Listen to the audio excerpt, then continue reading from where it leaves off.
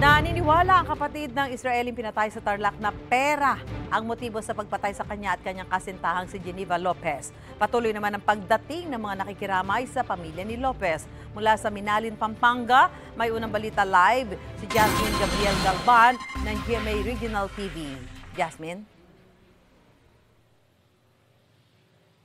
Susan, simula pa kahapon, tuloy-tuloy na yung pagdating ng mga kaibigan at kamag-anak ni Geneva Lopez dito mismo sa chapel para makiramay sa kanyang pagpanawa. Puno ng pagdadalamhati ang pamilya ni Geneva Lopez, ang beauty pageant contestant na 2 linggo nawala kasama ang kanyang Israeli fiancé na si Yitzhak Cohen at natagpo ang patay sa Tarlac noong Sabado. Yung takot na naramdaman mo nung panahon na napatay ka. Sana ako na lang din yung nakaramdam yun, hindi na ikaw. Sana, mahal naman ko yung kapatid ko. Kung kami, wag mo kaming isipin kasi kaya namin to. Mabait, matulungin at masayahing kaibigan daw si Geneva. Willing siya lagi na tumulong, whether emotionally, spiritually, at kung ano man pwede niya maitulong. Kung pwede lang humingi ng wish na palit na lang kami, ganun ako willing na ipagpalit yung buhay ko, kapalit kung nasan siya ngayon.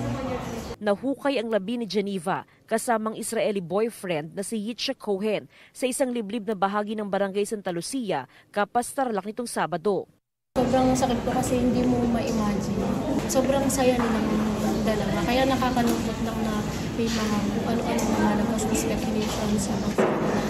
Bukod sa pagiging beauty pageant contestant, aktibong miyembro ng kanilang simbahan si Geneva. Besides pageant, she was an active Christian.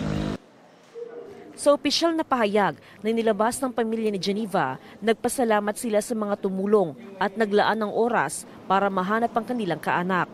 Humihingi rin ng privacy ang pamilya sa publiko sa oras ng kanilang pagdadalamhati. Iuuwi naman sa Israel ang labi ni Yitzhak para sa burol na naaayon sa kanilang tradisyon. Sabi ng kaniyang kapatid, hindi bibili ng lupa si Yitzhak nang pumunta sa Kapas, Tarlac noong June 21. He went to get a title of the land, about the land, and also to sell a land, not to buy a land.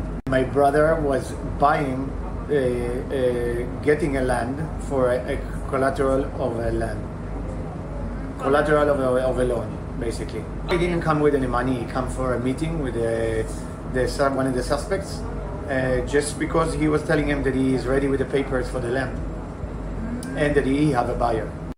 Naniniwala si Yaniv na pera ang motibo sa pagpatay dahil may kaugnayan aniya ang kanyang kapatid sa loans at mga lupain.